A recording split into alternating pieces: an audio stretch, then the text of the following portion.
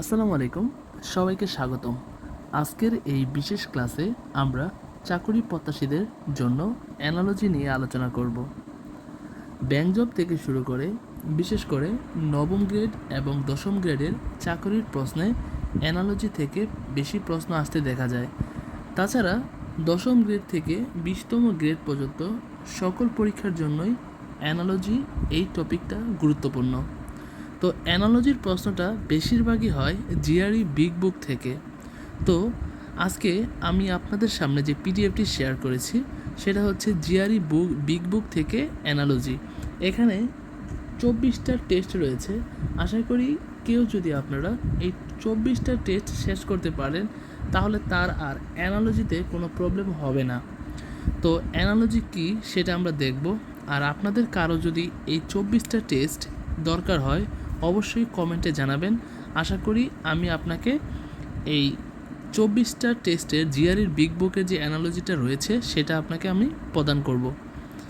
তো দেখতে পাচ্ছি আমরা টেস্ট নাম্বার 1।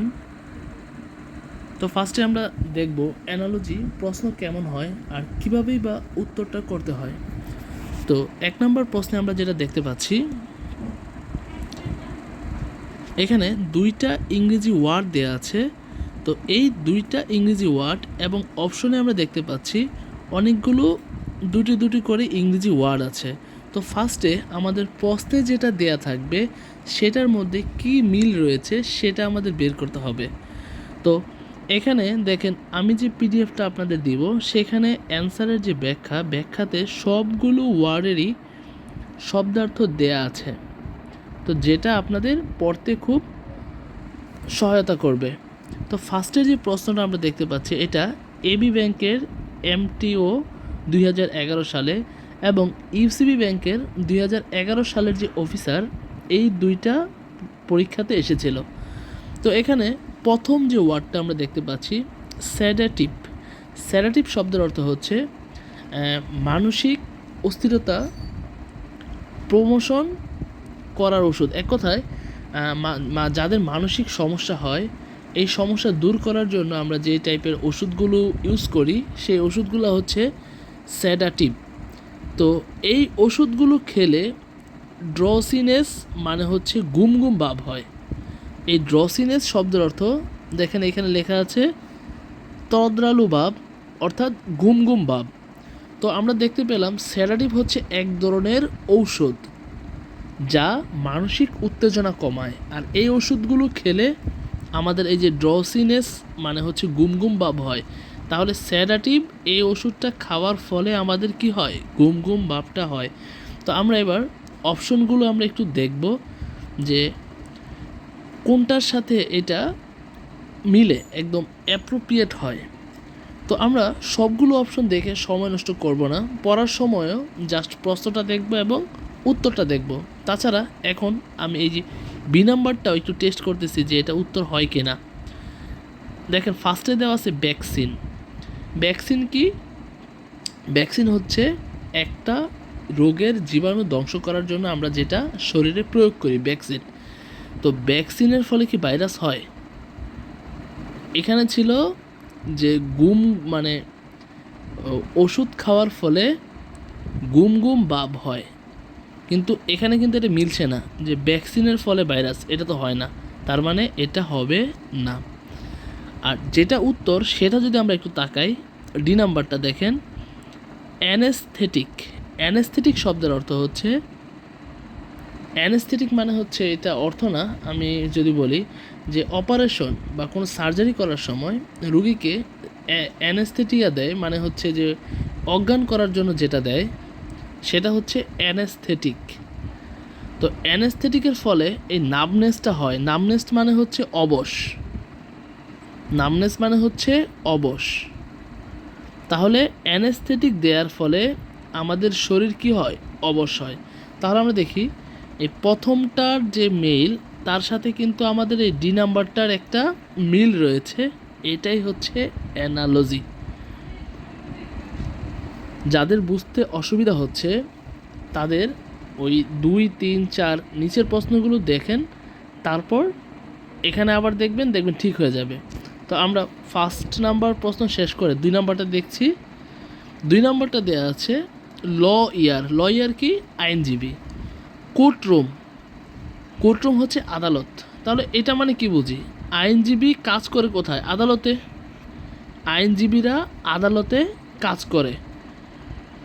এখন এরকম যদি একটা অপশন থাকতো এটার সাথে মিল রেখে, যেমন আমি যদি বলি টিচার, টিচার হচ্ছে শিক্ষক, শিক্ষক কাজ করে কোথায়, এখানে স্কুল হতে পারতো, কলেজ হতে পারতো। তাহলে এটাও কিন্তু এই অ্যানালজির সাথে মিল রেখে সঠিক উত্তর। তাহলে এটা থাকলে এটার উত্তর কিন্তু এটা হতে পারতো, কিন্তু আমাদের অপশনে এটা নেই। তাহলে অপশনে কি আছে সেটা আমরা দেখব। অপশনে আছে যেটা উত্তর সেটা যদি আমরা দেখি, গ্ল্যাডিটর অ্যারেনা। গ্ল্যাডিটর মানে হচ্ছে সৈন্য, আর অ্যারেনা মানে হচ্ছে রণক্ষেত্র, মানে যেখানে যুদ্ধ হয়। তাহলে সৈন্যরা কোথায় কাজ করে, রণক্ষেত্রে। যেমন এইখানে দেখেন উত্তরটা কি দিয়েছে, ব্যাখ্যাটা যদি আমরা দেখি, এই যে গ্ল্যাডিটর শব্দের অর্থ লিখেছে প্রাচীন রোমের শাসক ও সামন্ত প্রভুদের মনোরঞ্জনের জন্য মল্লভূমিতে প্রাণপণ যুদ্ধে প্রশিক্ষণপ্রাপ্ত কৃতদাস, অর্থাৎ মল্লযোদ্ধা। তার মানে হচ্ছে যোদ্ধা, আমরা যেটা বললাম সৈন্য। তো গ্ল্যাডিটর মানে হচ্ছে সৈন্য, আর অ্যারেনা মানে হচ্ছে কোথায় আছে, কর্মক্ষেত্র বা রণক্ষেত্র, মানে যেখানে যুদ্ধ হয়। তাহলে এই অ্যানালজিটা যদি আমরা ক্লিয়ার করি, লয়ার আইনজীবী, আইনজীবী কাজ করে কোথায়, আদালতে অর্থাৎ কোর্টরুমে। সুতরাং গ্ল্যাডিটর মানে সৈন্যরা কাজ করে অ্যারেনাতে, যুদ্ধক্ষেত্রে। তারপরেরটা যদি দেখি, দেখেন এই প্রশ্নটা ইউসিবি ব্যাংকেও এসেছিল, সাথে হচ্ছে জগন্নাথ ইউনিভার্সিটির বিবিএস সেট নাম্বার 1-এও এসেছিল। এটা দেখেন কিউরিসিটি, কিউরিসিটি মানে হচ্ছে কোনো কিছু জানার আগ্রহ বা আকাঙ্ক্ষা।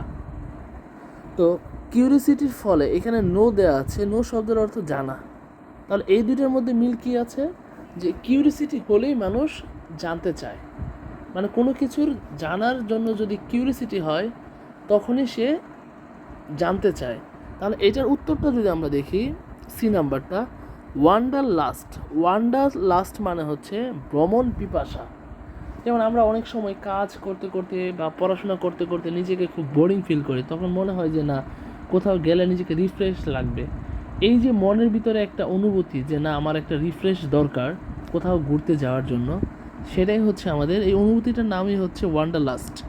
তো ওয়ান্ডারলাস্ট শব্দের অর্থ ভ্রমণ পিপাসা। তো এই ওয়ান্ডারলাস্টের ফলে আমরা ভ্রমণ করি। তাহলে ট্রাভেল শব্দের অর্থ ভ্রমণ। দেখেন আমার কিন্তু মিলে গিয়েছে, প্রথমটা হচ্ছে কিউরিসিটির ফলে আমরা জানি, আর এখানে হচ্ছে ভ্রমণ পিপাসার জন্যই আমরা ভ্রমণ করি। তারপর দেখেন এটা কি দিয়েছে,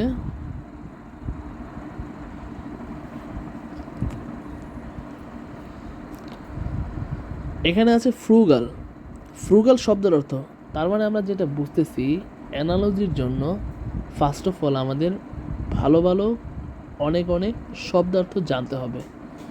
আর আমাদের এই পিডিএফে যে অ্যানালজিগুলো আছে এই প্রশ্নগুলোই বারবার চাকরির পরীক্ষায় আসে।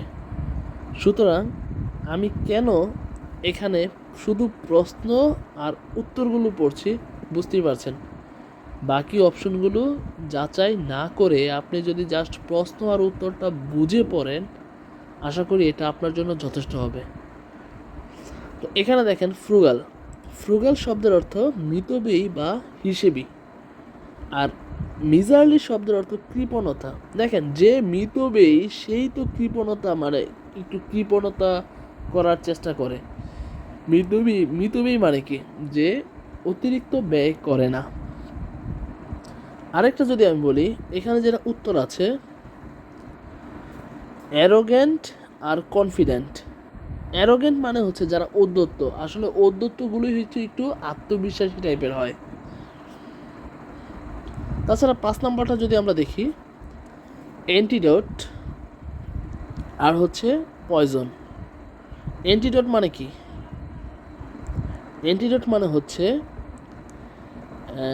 এটা হচ্ছে একটা ওষুধ, এক ধরনের ওষুধ বা এক ধরনের ট্রিটমেন্ট, যার মাধ্যমে শরীর থেকে বিষ দূর করা হয়। তাহলে অ্যান্টিডোট এর মাধ্যমে পয়জন দূর করা হয়।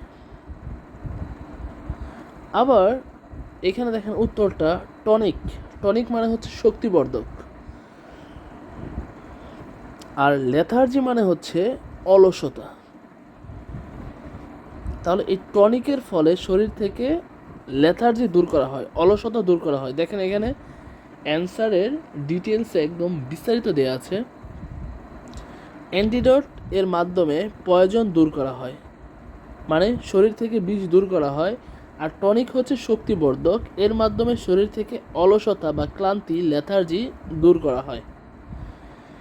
তো এইভাবে ঠিক এইভাবে আমাদের অ্যানালজি পড়তে হবে। তো এখানে দেখতে পাচ্ছেন টেস্ট 1-এ প্রায় 20টার মতো রয়েছে, ওটা রয়েছে 18টা।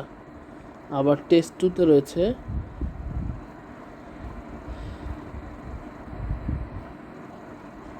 18টা। এরকম করে সবগুলো টেস্টে 18 থেকে 19টা করে রয়েছে, মোট 24টা টেস্ট। আপনারা যদি একটু কষ্ট করে এই 24টা টেস্টের জিআরই বিগ বুকের অ্যানালজিগুলো শেষ করতে পারেন, আশা করি কোনো চাকরির পরীক্ষায় আপনার অ্যানালজি থেকে প্রশ্নোত্তর করতে কোনো অসুবিধা হবে না। তো আজকের ক্লাসে যুক্ত থাকার জন্য সবাইকে ধন্যবাদ। আশা করি অ্যানালজি কী, কোথা থেকে পড়তে হবে, কিভাবে পড়তে হবে বুঝতে পেরেছেন। ভালো থাকবেন এবং সফল হবেন। দেখা হবে অন্য আরেকটি ক্লাসে। আজকের ক্লাসটি থেকে যদি একটু উপকৃত হয়ে থাকেন, অবশ্যই ভিডিওতে একটি লাইক এবং চ্যানেলটিতে একটু সাবস্ক্রাইব করবেন। আর অবশ্যই যদি এই পিডিএফটি দরকার হয়, কমেন্টে যোগাযোগ করবেন। ধন্যবাদ সবাইকে। আসসালামু আলাইকুম। আল্লাহ হাফেজ।